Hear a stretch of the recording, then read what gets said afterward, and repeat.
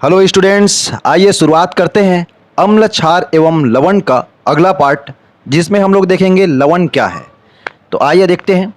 तो सर्वप्रथम देखते हैं दोस्तों, लवण क्या होता है। तो देखिए, लवण जो है एक उदासीन पदार्थ होता है। ठीक है, एक प्रकार का जो है क्या है, वो उदासीन पदार्थ है। अम्ल एवं क्षार के मिलने से लवण का निर्माण होता है। तो अम्ल एवं क्षार के मिलने से क्या है, लवण का निर्माण होता है। लवण में ऋणात्मक आवेशों की संख्या एवं धनात्मक आवेशों के बराबर होगा। मतलब ऋणात्मक आवेशों की संख्या और धनात्मक आवेशों की संख्या दोनों के दोनों बराबर होते हैं। इसी वजह से वो क्या होता है, उदासीन होता है दोस्तों। और लवण एवं अम्ल, जो लवण होता है ना, लवण जो है वो अम्ल एवं क्षार के उदासीनीकरण क्रिया से क्या है, बनता है। तो उसे हम क्या कहते हैं, लवण कहते हैं। अब आइए देखते हैं कुछ प्रकार के लवण के बारे में, कौन कौन से जो है लवण है हमारे पास। तो उनके कुछ रासायनिक अभिक्रियाएं हैं जिनको हम लोग यहाँ देखेंगे। तो देखिए दोस्तों, तो एक तो है अम्ल, जो है नाइट्रिक अम्ल आपको दिखाई दे रहा होगा, HNO3।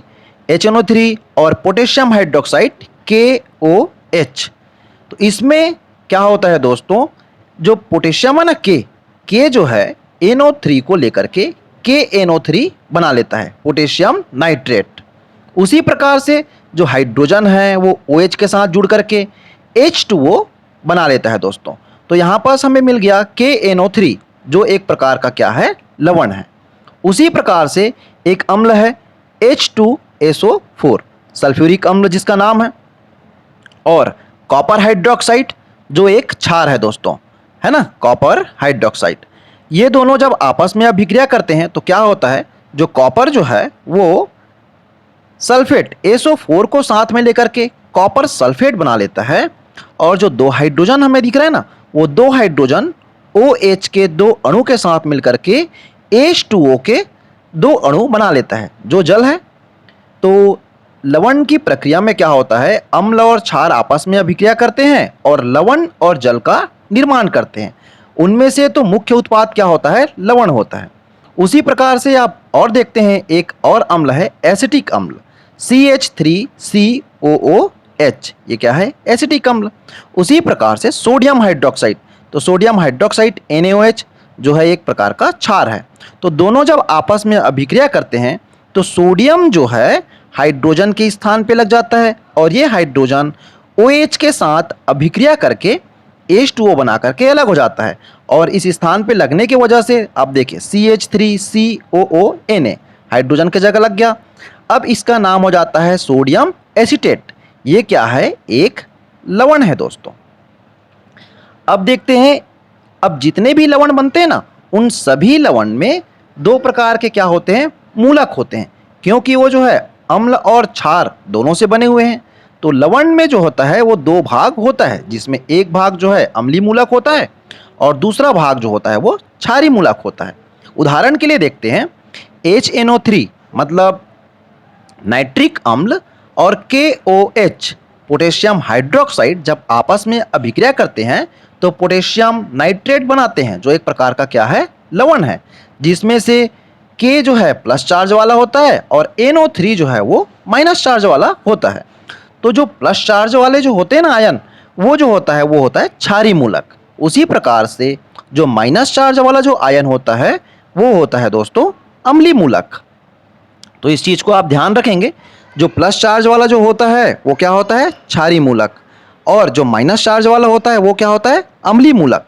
परंतु आप सभी ने देखा होगा, अम्ल की परिभाषा के समय HCl, जैसे HCl एक अम्ल है, तो जो पदार्थ जो है हाइड्रोजन आयन देता है, तो हाइड्रोजन जो होता है प्लस चार्ज वाला है ना, तो हाइड्रोजन आयन देता है वो क्या होता है, एक अम्ल होता है।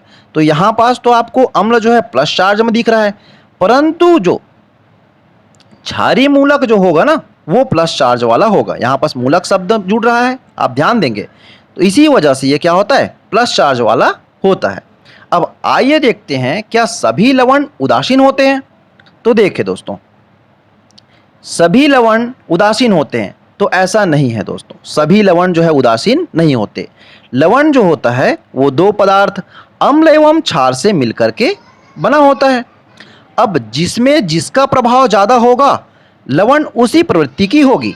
जैसे उदाहरण देकर के आपको बताना चाहूँगा, अगर दो बच्चे आपस में एक दूसरे को धक्का दे रहे हैं और दोनों के दोनों का ताकत जो है समान है, तो दोनों के दोनों किधर खसकेंगे? किसी जगह नहीं खसकेंगे, अपने स्थान पर वो जो है स्थिर रहेंगे। परंतु उसी स्थान पर एक छोटा बच्चा है और एक बड़ा बच्चा का ताकत ज़्यादा है, तो बड़ा बच्चा जो है किसको खिसका देगा? छोटा बच्चा को खिसका देगा। तो पावर किसका यहाँ पर ज़्यादा हो गया?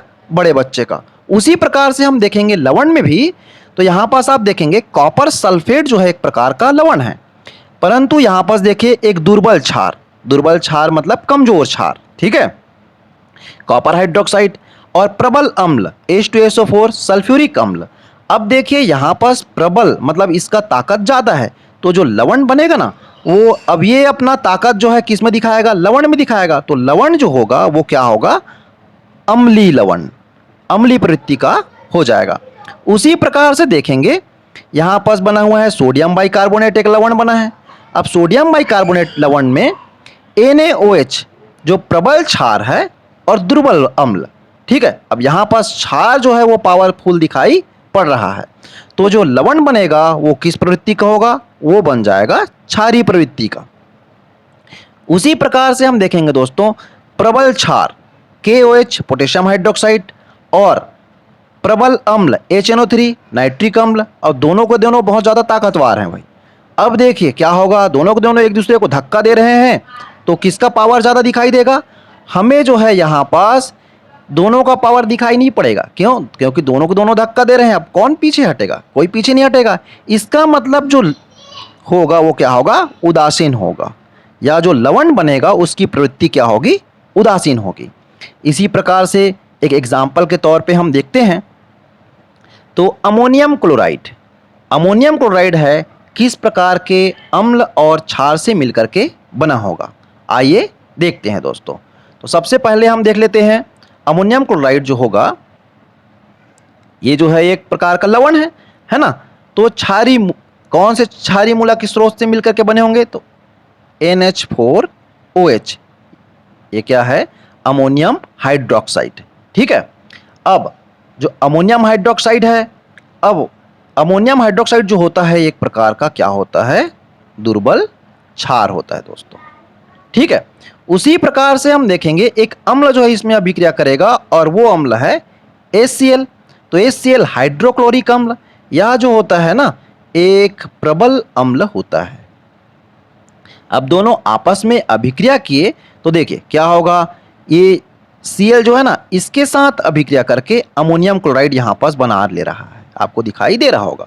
और इसका OH जो है हाइड्रोजन के साथ अभिक्रिया करके वो जो है -H2O मतलब H2O के अणु भी निकल जा रहा है इससे बन करके। अब यहाँ पास अमोनियम क्लोराइड जो बना हुआ है एक लवण है।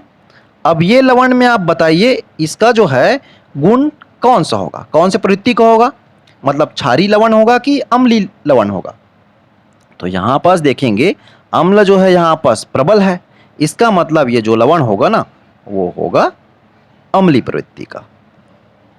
ठीक है दोस्तों, समझ आ गई होगी। अब आगे हम लोग देखते हैं अम्ल वर्षा के बारे में। तो अम्ल वर्षा क्या होता है? तो देखिए दोस्तों, सबसे पहले हम देख लेते हैं सामान्य वर्षा के जल का pH मान 7 होता है। तो किसी का अगर pH मान 7 है इसका मतलब वो क्या है? उदासीन है। परंतु हम देखेंगे परंतु अम्ल वर्षा जो होता है ना, अम्ल वर्षा के pH मान जो होता है वो 5.6 से कम हो जाता है। और 5.6 से अगर कम है इसका मतलब वो क्या हो गया? अम्लीय प्रवृत्ति का हो गया। और वर्षा के जल का मान अगर अम्लीय प्रवृत्ति में हो रहा है या 5.6 से जिसका pH मान कम हो जा रहा है तो वो क्या हो जाएगा? वो जो हो जाएगा अम्ल वर्षा कहलाता है। तो ये किस प्रकार से होता है? तो आइए देखते हैं। तो वायुमंडल में उपस्थित विभिन्न प्रकार के गैस, तो ये अधिकतर ऐसे प्रकार के गैसों का जहाँ तेल बनाने का काम चलता है, उन फैक्ट्रियों से अगर गैस वातावरण में निकलती है तो सल्फर डाइऑक्साइड गैस के बारे में देखते हैं। सल्फर डाइऑक्साइड गैस SO2 तो वातावरण में निकलने के बाद आप सभी को मालूम है नाइट्रोजन गैस जो है भरपूर मात्रा में वातावरण में उपस्थित है। तो क्या होता है सबसे पहले देखेंगे कार्बन डाइऑक्साइड गैस हमारे वातावरण में भरपूर मात्रा में उपस्थित है। वो जल के अणु के साथ अभिक्रिया करके क्या बनाता है, H2CO3 बना लेता है ना। उसी प्रकार से सल्फर डाइऑक्साइड जो कहाँ से निकलता है, फैक्ट्रियों से निकलने वाली गैस जो है वो ऑक्सीजन डाइऑक्साइड के साथ अभिक्रिया करके क्या बनाता है, SO3। इसको हम संतुलित कर लेते हैं, यहाँ 2 लगा लेते हैं और यहाँ पास 2 लगा लेते हैं। इस प्रकार से आपने देखा सल्फर ट्राइऑक्साइड वो बना लेता है। अब सल्फर ट्राइऑक्साइड वर्षा के जल के साथ, मतलब H2O जो है क्या है, जल का सूत्र है। तो जब बारिश होता है ना, उस समय सल्फर डाइऑक्साइड बारिश के जल के साथ जब अभिक्रिया करता है और वो बना लेता है H2SO4, जो क्या है दोस्तों, सल्फ्यूरिक अम्ल। अभी थोड़ा देर पहले हम लोगों ने इस फार्मूला को पढ़ा, सल्फ्यूरिक अम्ल। और ये जब बारिश के रूप में धरती पर गिरती है तो इसी को जो है हम अम्ल वर्षा कहते हैं। उसी प्रकार से नाइट्रोजन, तो नाइट्रोजन गैस जो है वो भी वातावरण में भरपूर मात्रा में मौजूद रहता है। तो nitrogen gas NO2 nitrogen dioxide के रूप में, और वो जब जल के साथ अभिक्रिया करके HNO3 बना लेता है दोस्तों, और साथ में नाइट्रोजन ऑक्साइड। अब इसको हम संतुलित कर लेंगे, यहाँ लगा लेते हैं 2 और यहाँ लगा लेते हैं 3। तो अब आपको समझ आ गया होगा किस प्रकार से HNO3 क्या है, ये भी नाइट्रिक अम्ल है।